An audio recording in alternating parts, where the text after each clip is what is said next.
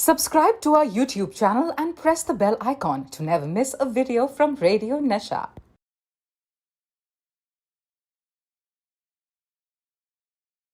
Oh my God! मूछे हो तो गुलशन ग्रोवर की तरह हो वरना ना हो. बिल्कुल What an avatar! Hi Jimmy. Hi. Good to see you again. Welcome to Radio Nasha. कैसे हैं आप? All good यार, आप बताइए कैसे हैं? Thank you so much. मैं तो बहुत बढ़िया हूँ. जी कहाँ पर हो आप? एंड इतनी सारी किताबें मैं देख रही हूँ. Is this the part 2 of the autobiography? मुझे ये जानना है पहले. जी बिल्कुल, it is part 2 of my autobiography and I am at my home in this little living room का एक हिस्सा है, den जैसा, वहाँ पर. Fantastic. यहाँ पर और ये मेरी वो एक और achievement है, men's grooming products called Bad Man. Bad Man? Okay, so Bad Man, the brand has taken over the world because Bad Man हमने 90s में शुरू किया था, लेकिन 2021 में it's evolved to be a brand. Is that correct? क्या मैं सही कह रही हूँ? बिल्कुल, आप बिल्कुल सही कह रही हो कि ये तो हमको भी नहीं पता था कि बैड मैन जो एक पिक्चर में कैरेक्टर किया था वो एक ब्रांड बन जाएगा. पहले तो लगा ये अब सेकंड नाम बन गया है, मेरे साथ चिटक गया. फिर मुझे लगा इंडिया तक ही सही है. हॉलीवुड की पिक्चरों में जब मैं काम करता था तो वहाँ कोई नहीं जानता बैडमैन. सडनली एक दिन गोल्डी हॉर्न जो मेरी अच्छी दोस्त है, says, "Golshan, you are a bad man." I said, इसको क्या हुआ? Says, "I just talked to some Indian friends. They say Golshan Grover is a bad man." And then फिर मैं एक हॉलीवुड की फिल्म जंगल बुक पे काम कर रहा था तो वो उसको कुछ श्रीलंका में लोग मिले जिन्होंने कहा Gulshan Grover is bad man. तो एक्शन सीन में वो मुझे मार रहा है, मैं उसको मार रहा हूँ. मारते मारते जब मैं निढाल हो जाता हूँ, मुझे 3-4 पंच उसे इकट्ठे मारने हैं, तो उसने बोला, मुझे ऐसा पड़ा, बोला, "You are a bad man." Yes. हर जगह पहुंच गया. You know, आज हम जुड़े हैं of course your honor season 2 के लिए. Season 1 के दौरान हमने बात की थी Jimmy and we spoke about the show in quite some detail and it's quite soon. Yeah. ये season 2 जो है drop कर रहा है 19th of November को on Sony Live. So Jimmy, I want to start by asking you that you know, is it a little too soon for season 2 आपके हिसाब से, और you think that नहीं यार जितने seasons निकलने चाहिए because audience को अच्छा लग रहा है? नहीं, I think थोड़ा सा तो delay हुआ है because of COVID and everything like that, but at least by about 6 months, I guess. Yeah. But yeah, मेरे हिसाब से you're right. I mean, even if they come up with the third season, I'll be more than happy because I'm enjoying this particular series. Yeah, you really are, and I must say कि मैंने season 2 का trailer देखा and it's how do I say, it's up the game, you know, in every possible way. It's a great trailer, it's a great season. Gulshan Grover है इसमें. So Jimmy, I want to take this to you. मेरे screen पर तो इस वक्त 90s स्वयं मतलब फूट के बाहर निकल रहा है. I used to watch the two of you when I was growing up. लेकिन मुझे बताइए Jimmy, in the 90s, did you ever meet Gulshan Grover and did you ever work with him at that point? मतलब or is this the first time कि आपने कहा कि यार हम दोनों एक सीजन में एक साथ काम कर रहे हैं? मुझे ये रिश्ता जानना है आप दोनों के बीच का, कब शुरू हुआ था? वो तो I think we didn't meet that time because Gulshan ji was busy watching me on like he says on when whereas it's the other way around. हम तो I think बड़े हुए हैं गुलशन जी को देख के. हमें बड़ा फक्र महसूस होता था when we were in Roshan Taneja sab's classes and he used to tell us stories about Gulshan ji and we used to feel very happy and I used to tell him, I said, जहाँ मैं रहता हूँ उसके पास ही गुलशन जी रहते हैं और मैंने कई बार उनको आते जाते जो है वो देखा है और वो सारा कुछ है. उस समय नया बॉम्बे में आया था and but yeah, I mean and then today working with, this is the 7th or the 8th time we are working together. Yeah. So बहुत मजा. और इसमें I think इस वाली सीरीज में मैक्सिमम मजा है. मतलब इससे पहले हम लोगों ने 6-7 बार काम किया है, शायद पता नहीं इतना टाइम ना मिला हो जितना इस बार हम लोग को मिला, but even though the COVID restrictions were there and everything, but sets के ऊपर जो मजा आया है गुलशन जी के साथ वो it's amazing and memorable. You know, यहाँ पर मैं इन्हें रेड कार्पेट्स पर मिलती हूँ तो मुझे इतना मजा आता है, वो चंद मिनटों की बात होती है. I can imagine कि what was the fun that you guys had. But कैसे होता है when two actors meet, खास करके जब इतने एक्सपीरियंस हो दोनों, and there is a relationship, right? जैसे कि आपने कहा, you've seen him, you've seen his work a lot more than he's perhaps seen you. Gigi, I want to take this to you. मुझे बताइए, how do you approach actors who, you know, who have this already aura आपके आसपास? You know, what is that आप कुछ करते होंगे ना ताकि वो comfortable हो जाए, like you always make the host feel so comfortable. क्या ये आपका क्या आपको लगता है कि ये जिम्मेदारी है आपकी ताकि लोग आपके साथ जो काम करे, they have a good time working with you?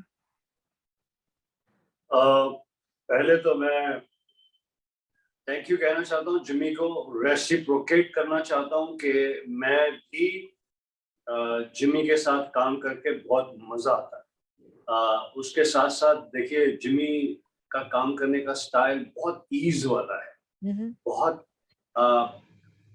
उसकी उम्र से ज्यादा हुआ सुलझा हुआ तरीका है. तो वो मैं बहुत एडमायर करता हूँ.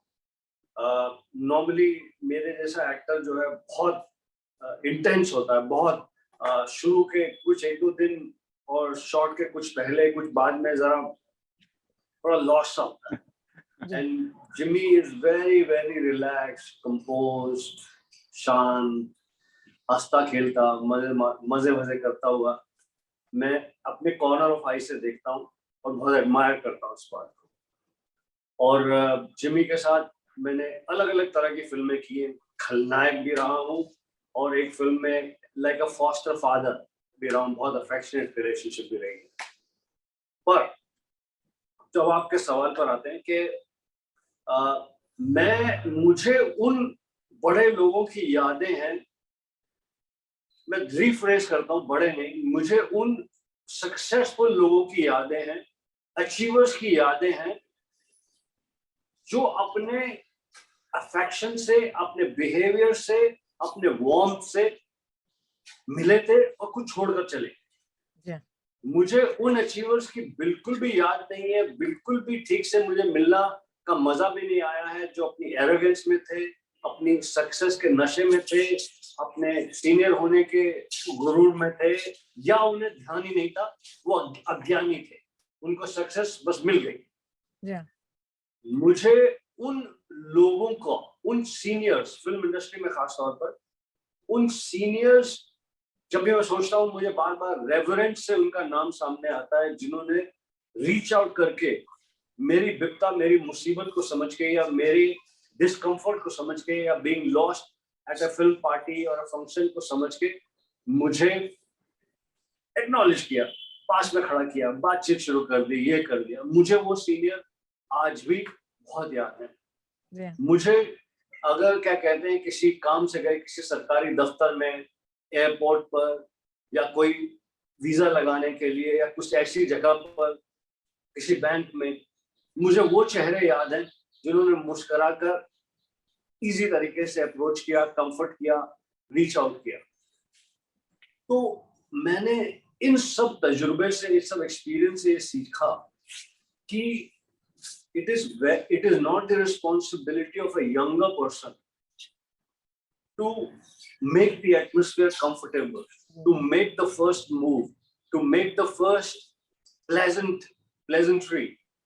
It is the responsibility of somewhat senior, achiever, जो भी शब्द, जो भी आप एडजेक्टिव लगाना चाहें, ये उसकी जिम्मेदारी है.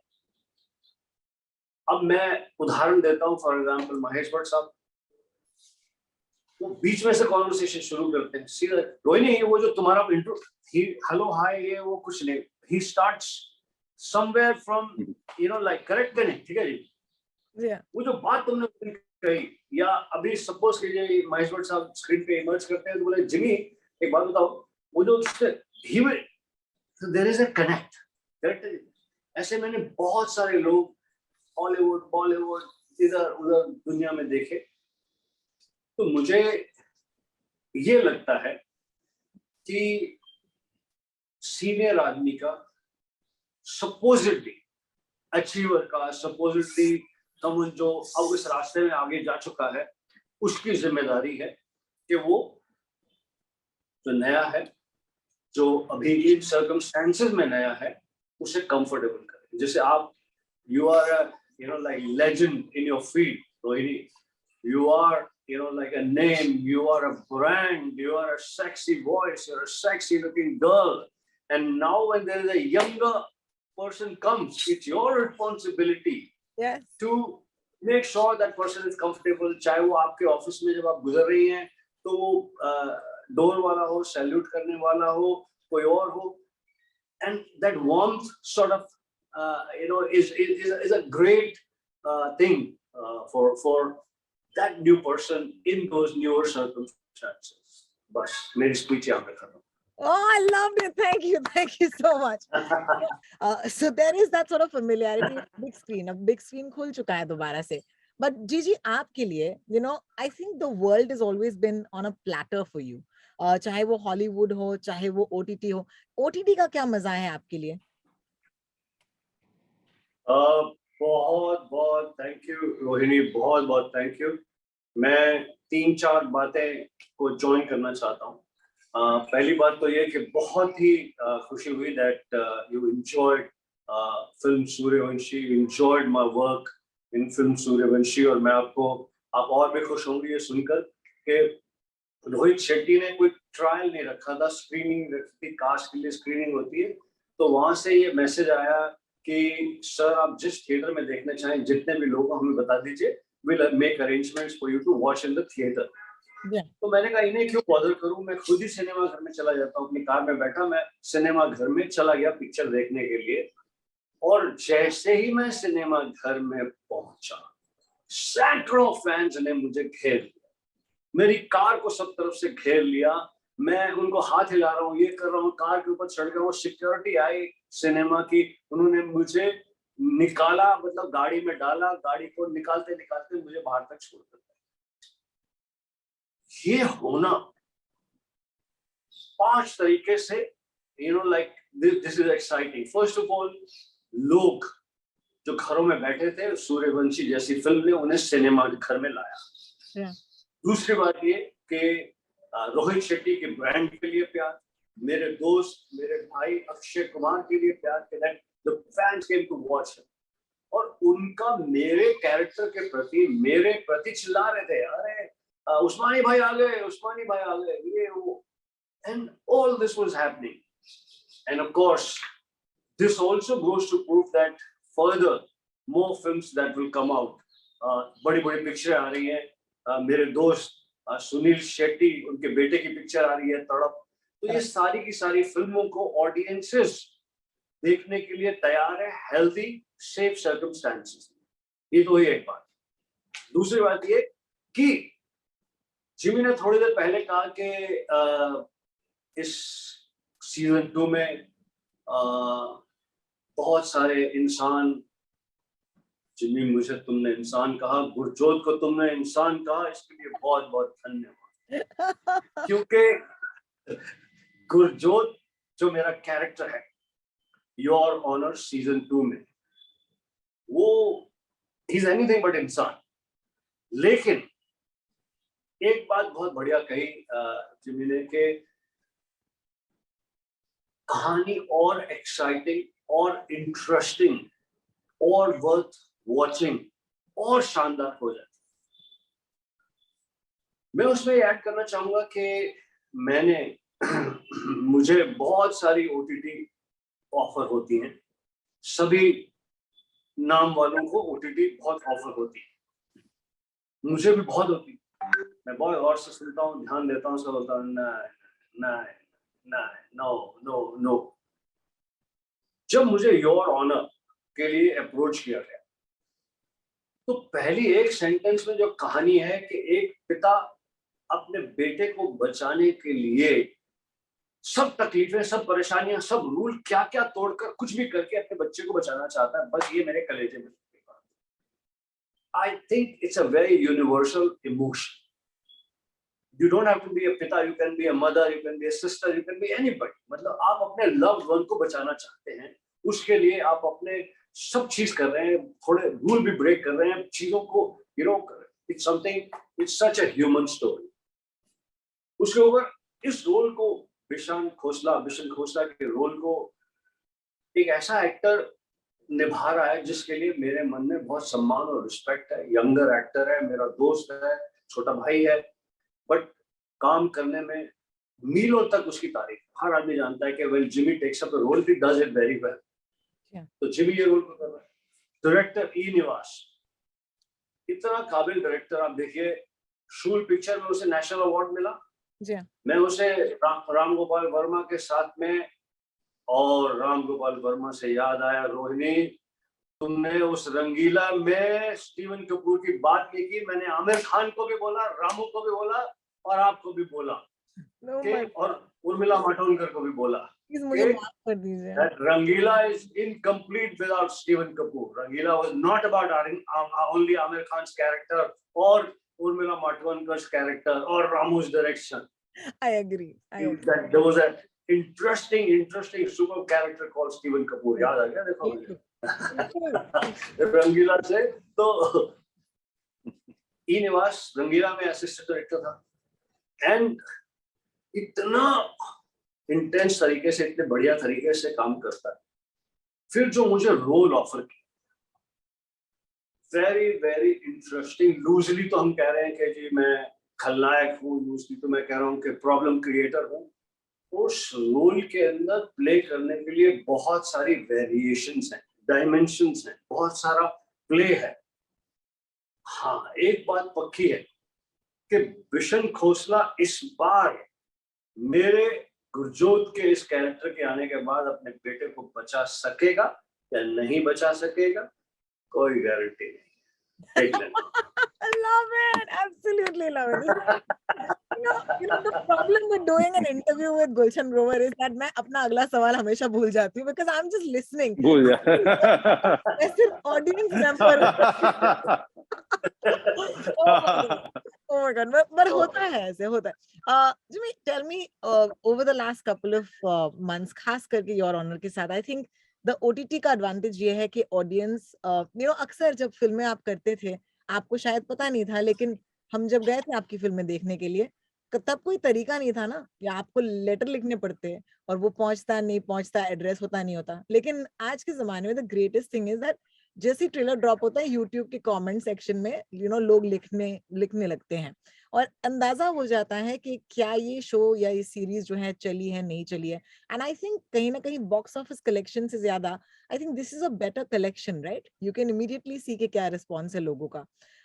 तो आप मुझे बताइए कि ये ओटीटी स्पेस में आपको लगता है कि have you felt the love audience की तरफ से? Absolutely. I mean, it is because of social media. आज की डेट में even when your film releases, response तो आपको immediately आ जाता है, जैसे लोग देखते हैं and everything.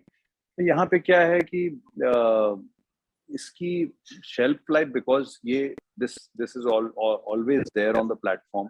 तो ये शो कई लोग 1 महीने के बाद देखते हैं, कई लोगों को 2 महीने के बाद कोई ऐसा मिलता है जो बोलता है यार have you watched that show, it's amazing. तो इंसान सबसे पहले घर वापस जाता है और बोलता है यार किसी ने तारीफ की है और इसने तारीफ की है तो अच्छा ही होगा, because he watches all these good shows. तो वो इंसान जो है अपना वो लैपटॉप या आईपैड या जो भी है या फोन जिसपे वो देखते हैं सीरीज को, तो वो उसको खोलते हैं और उसको देखना शुरू करते हैं। फिर उनका रिस्पॉन्स आता है, फिर आगे वो कुछ और लोगों को बताते हैं।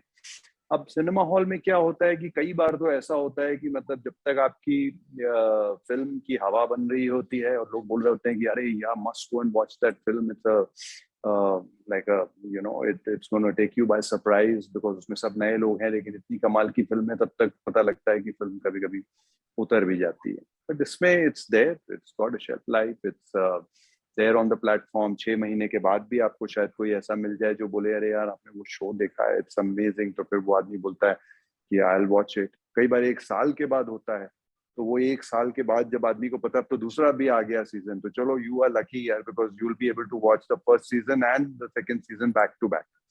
तो ऐसा भी होता है। तो these are the advantages of this thing. बाकी coming back to Gulshan ji, थोड़ा सा वो था, आपने बोला कि मैं अपनी लाइन भूल जाती हूँ, तो गुलशन जी तो मतलब उनका जो जिस तरीके का सेट्स के ऊपर था, तो अचानक से वो बेचारा क्लैप वाला जो है, जब गुलशन जी अपना शॉट से पहले डायलॉग कर रहे तो बेचारा क्लैप ही देना भूल जाता, तो डायरेक्टर चिल्ला रहा होता था, अरे और कॉस्ट्यूम वाले जो हैं कभी कभी वो चेंज देना भूल जाते थे इनको, नेक्स्ट चेंज, बिकॉज वो अपनी दुनिया में वो है, वो गुलशन जी का वो अपना एक Impact. persona है, अपनी एक इंटरेस्टिंग एंटरटेन करने की एक इंटरेस्टिंग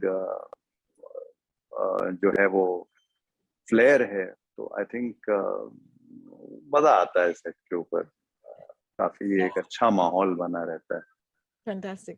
जाने से पहले, what I do want to leave today with is the wish that I hope that both of you, पहले तो let me go back to telling you that both of you have held a very special place in my heart, because, हमेशा you're a part of my childhood, right? So thank you so much for being a part of my childhood and even today entertaining us, because इस पूरे वक्त में, जिस वक्त की हमने बात की, जिस कोविड काल जिसे हम कहते हैं, 2 सालों से, मैं सिर्फ लोगों से हमेशा कहती हूँ कि भूलिए मत कि घर के अंदर बैठे सिर्फ इन लोगों ने आपको एंटरटेन किया, और वो है हमारे artist. So I just want to bring that back and say both of you are, that people for me. So thank you so much for giving me your time today. And I can't wait कि दुनिया जो है ये You're on a season 2 देखेंगी, streaming on the 19th onwards on Sony Live. And I look forward to my next interview दोनों के साथ, and hopefully in person. मुझसे बात करने के लिए बहुत बहुत शुक्रिया. Thank you Thank so you so much, much, Rohini. Rohini. Thank you so much. You're so Always. kind. Thank you. Thank you. Bye bye. Radio Nasha.